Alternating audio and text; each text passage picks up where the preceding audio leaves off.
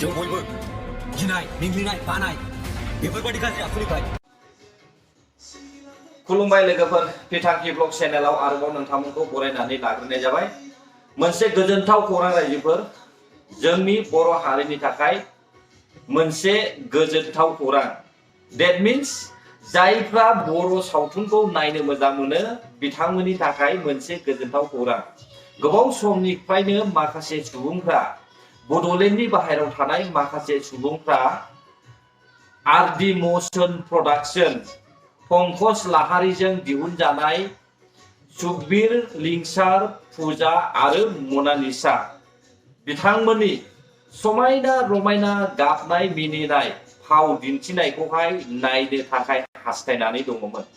नाथाय गोजान गोजान जायगायाव थानाय बर'फ्रा दिनैसिमबो जांख्रिथायनि थैसामखौ कमप्लिटलि फुल मुभिखौहाय नायनो हायाखै। दा बेनिखायनो बिथांमोना आरडि म'शन प्रडाक्शननि जायफ्रा जांख्रिथायनि थैसामखौ दिहुनदों बिथांमोना मोनसे डिसिसन लानायखौ जोङो नुनो मोनदों।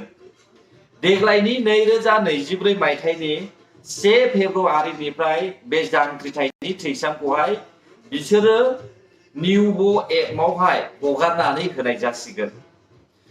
बे एपखौहाय नोंथांमोना प्ले स्ट'रनिफ्राय डाउनलड खालामनानै लानो हागोन आरो गोसो बायदि बे जांख्रिथायनि थैसामखौहाय नोंथांमोना नायनो हागोन। आरो बे जांख्रिथायनि थैसामखौ नोंथांमोना गावनि गोसो बायदिनो गाव गावनि मबाइलावहाय फैसा होनानै नायनो हागोन रायजोफोर।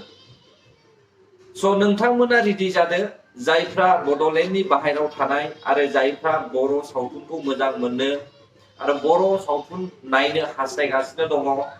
गोबांथार सुबुङा जानो हागौ जांख्रिथायनि थैसामखौहाय नेनानै दङ आरो बे जांख्रिथायनि थैसामानो बर' हारिनि गेजेरावहाय बयनिफ्रायबो बांसिन रां आरजिनो हानाय बर' सावथुन मुभि।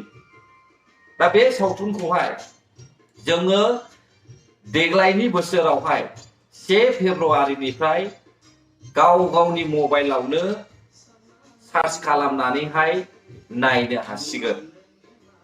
दा लोगोफोर नेनानै थादो जांख्रिथायनि थैसामखौ नायनो थाखाय। नोंथांमोना ट्रेलारखौ नुबाय जानो हागौ। बे ट्रेलारावहाय जोङो नुनाय बायदिब्ला बे जांख्रिथायनि थैसामा बर' हारिजों सोमोन्दो थानाय मोनसे मुभि रायजोफोर।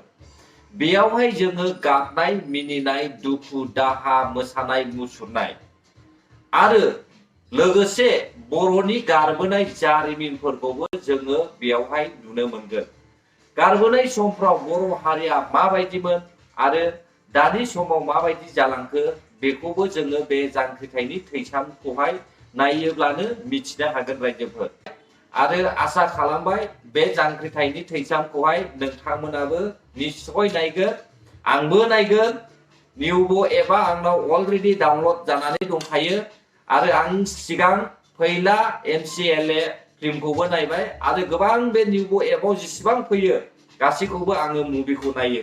नाथाय आंनि गोसोआवहाय मोनसे दुखु मोननाय दङ रायजोफोर। बे दुखु मोननायानो जाहैबाय निउबो एपनिफ्राय जुदि नोङो फैसा होनानैहाय मुभिखौ नायोब्ला नोंनि मबाइल स्क्रिनावल' नों नुनो मोनगोन। गुबुननियावहायथ' नों नुनो मोनखाया, बेखौथ' अलरेडि जानाखा। नाथाय आंनि साननाया बेनो दे आंनि मबाइलनिफ्रायनो स्क्रिन भिउ कानेक्ट खालामनानैहाय नैबे टिभियावहाय नैबे टिभियाव कानेक्सन जानायखौहाय आङो हास्थायदोंमोन। नाथाय स्क्रिन भिउ खालामखांनायनि उनावहाय टिभियावहाय कानेक्सन जाया।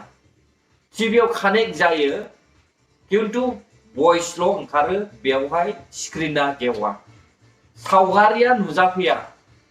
बेनिखायनो आङो निउबो एप सालायग्रा आरो निउबो एपआवहाय सावथुन दिन्थिग्रा बिथांमोननिसिम मोनसे रिक्वेस्ट खालामदों, जाहाथे फैबाय थानाय समावहाय जेरै इउटुबनिफ्राय टिभि स्क्रिनाव हरोबा गेवो बेबायदिनो बे निउबो एपनिफ्रायबो खालामोब्ला मोजां जागोन होननानैहाय। अब्ला आं भिडिअखौ बेसेखिनिखौहाय बुंनानै आं बेयावनो फोजोबनाय जाबाय। गोजोन्थों भिडिअखौ जोबजासे नायनायनि थाखाय। बर' हारि जै जाथों, जै बर' हारिनि।